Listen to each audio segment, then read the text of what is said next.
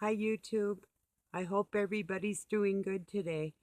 I'm doing great. It was really cool this morning, and I was able to get out and do my fencing I wanted to do. I did some raking, um, picking up more stuff in the yard well, in the woods too, not just the yard. And let's see what else. Oh, I just did a lot of stuff. Um, did some weeding and different things like that. And um, it might freeze here tonight, which is I don't know that I've ever seen let's see, May, June 1st, that it would freeze. I don't know. I don't know if I've ever heard of that. Maybe. Not sure. I don't think so. They said the arrowhead of Minnesota, which is we're at the beginning of it, which is kind of northeastern. So I don't know. I don't know. I guess we'll see, but yeah, like all the apple trees are in bloom and my lilacs and different things. Wild strawberries are starting to form. They might make it. They like cool stuff. So do the lilacs. Well, I've seen them bloom even when there's been snow on the ground. So I don't know. Like piles of it, but still really rather cool out, so but yeah, I don't know. Not much really going on. I haven't been watching a whole lot of YouTube because there hasn't been a whole lot that to watch. Um, I don't know. I heard Lionel say on Facebook, what type of idiot would tell their life story on Facebook and or out on the web. And I think what kind of idiot would try and keep your personal life? I mean, personal when you're big in the public eye, yes, I can understand, but um when you're dealing with the psychology of people and I'm sitting in judgment of their badasses. Well, I'm going to tell them everything I've done in my life. Ask me. I'll tell you. Um if I know how to fix something and I know what's the difference between right and wrong, that when we're adults we should grow up to be honest, not God fearing, but God loving and respecting enough to do what's right, second by second. That's not a lot to ask because it's an easy way to live, you know? So I don't know. That pissed me off and it disappointed me. It's like, well, yeah, sure, I don't know nothing about Lionel's personal life, and probably I wouldn't want to know. But I mean, little things like, are you a parent? Are you a grandparent? Um, things like that interest me in people's lives because it's a part of who they are, you know, and anything else is like an impersonal touch. Like, yeah, he's good at giving advice, but uh, how good would he be at taking it? Here's a little advice. Not everybody talking about their personal life is an idiot. Some of us have humbled ourselves before other people for the reason of communication. So, um, which makes the person calling everybody an idiot a idiot. So, anyway, sad to say. I didn't lose respect in them or, like that, but it was disappointing. It's like, God, these people running around just because they say something, oh, that's true. That's true. When I've studied hard all my life in human psychology, digging down deep into the soul of people and the psyche of people so I can help them, you know, and speaking from examples of the depths of hell. So, um, yeah, I wasn't too happy about that, but oh well. So, yeah. Yeah, that show I was watching, that Secret Circle, they were going to have a second season and then they canceled it, which was a bummer, and that was 2006. So, and then I did find them online. I'm not sure if all of them are on there, but yeah, it's a good show. I found it interesting anyway. So, anyway, but let's see, what else was I going to speak on? Yeah, the global cooling. Okay, it just is not global warming, people. Just isn't. It's pollution in the air that's causing the climate changes, and pollution in the oceans from um, leaky nuclear power plants, like are still leaking over in Japan. And then we found out that there was 11 of them. Well, I had heard that when I was young, like 11 of them in Antarctica that had like some kind of breach of some sort. So this crap has been leaking in our ocean for decades, you know.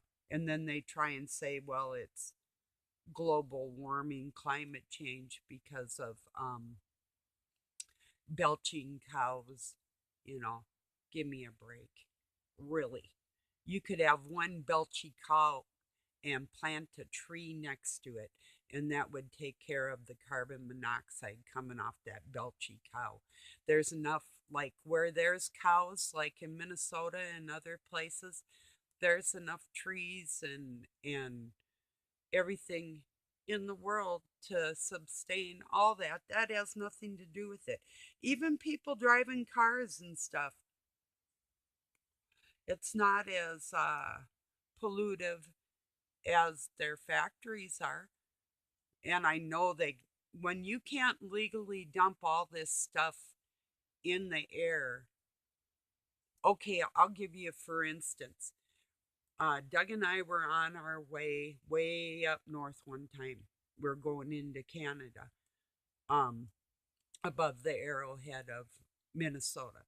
So we went through this town called Silver Lake, and it was really right next to the shore of all the way up of Lake Superior, a very large lake, inland ocean.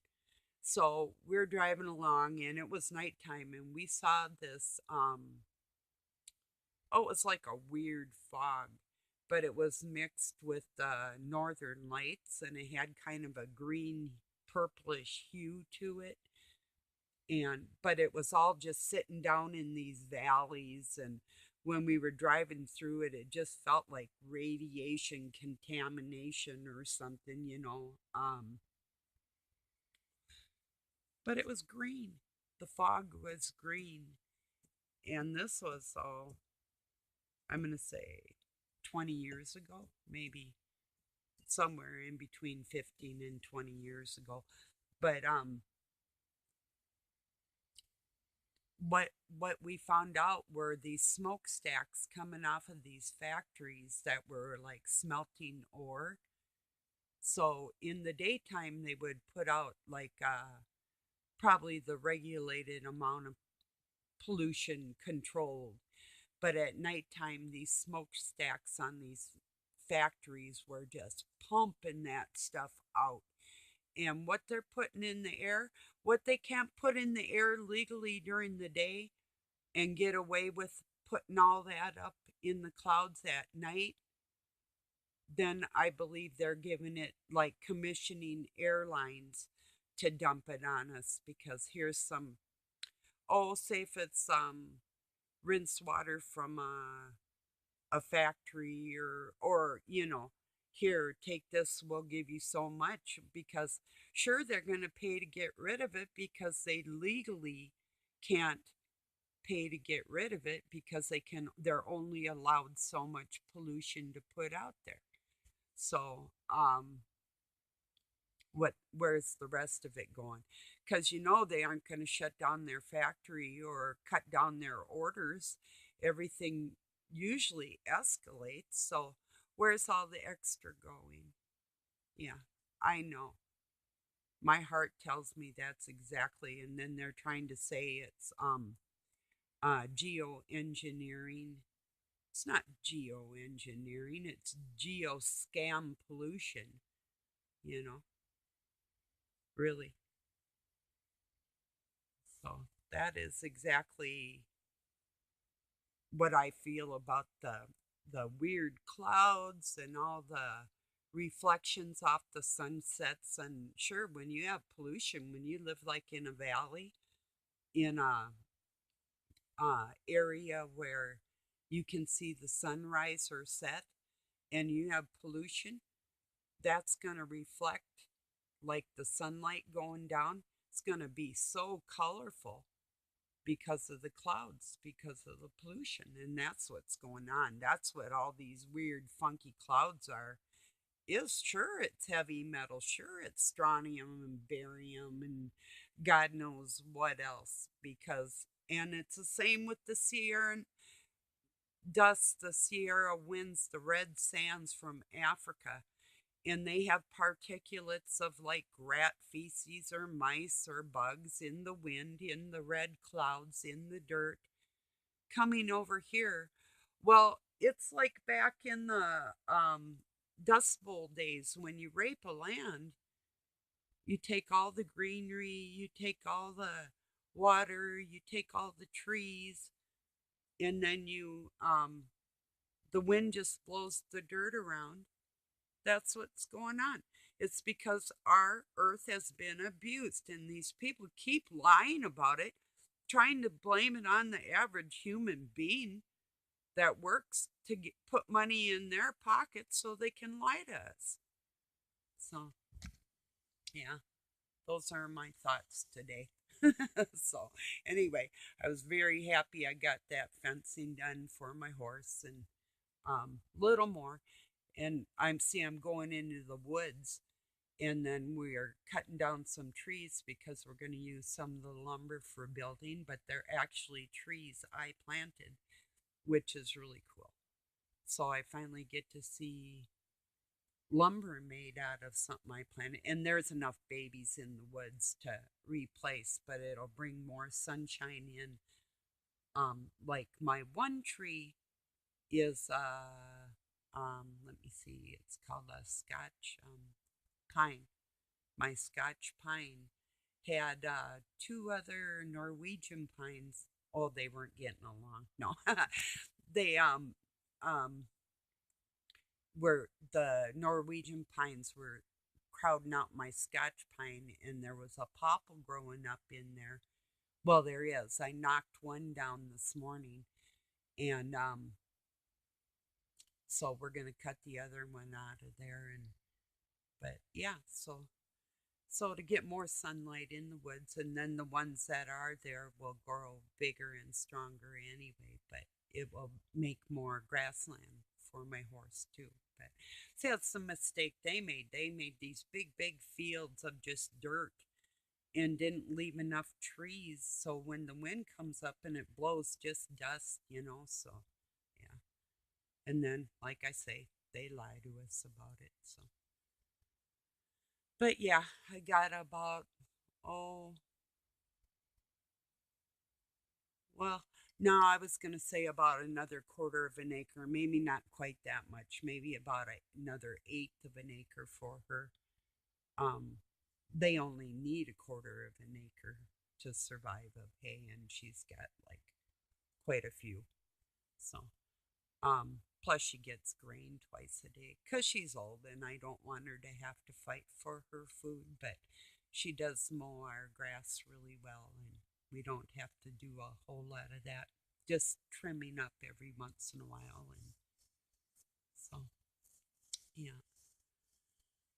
Oh, and I raked up some hay that she had messed up during the winter and put that in a pile and put that on some bad weeds. And so yeah, I'm happy I got my quite a bit of outside stuff done. So I'll be wishing the best for my plants that I have out there, but we'll just see how that goes. So if I had to, if times were bad where I couldn't plant outside, I would literally cut a floor out of one of my spare room. I'd cut the floor out of that thing and go down to the dirt and use LEDs. And I've got a couple generators around, but if I had to literally plant things indoors, I would turn my spare room into a greenhouse.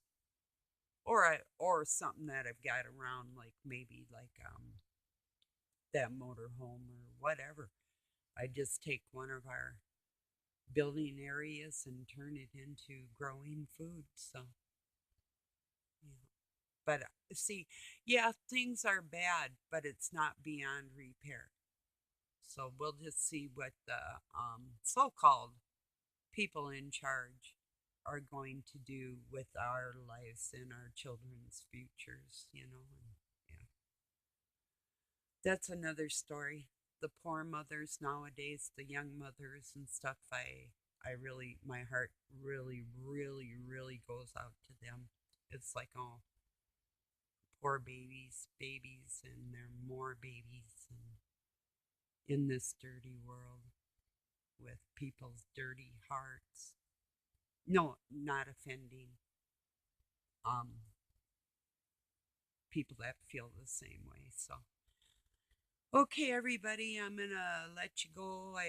I'm not going anywhere. Like I said, I'm just kind of busy, but I just want to let you know that no, the truth isn't entirely dead. There's a couple of us out here that are hanging on to it and will fight for that, for dear life, for the lives of everybody else too. Um, Not putting up with anything, nothing, nobody's baloney ever. That's just the way to live. That's the number. If you have to settle for less, anything less in your life is not full. And working for the man, yeah, that's having to settle. That's my opinion. I don't like working for other people. I just, not that I can't, and I have. It's just that I prefer not to. So I like to, well, obviously people do, but do whatever I want whenever I want. So yeah, I'm like that. So I make my way, without having to, um, what would the word be?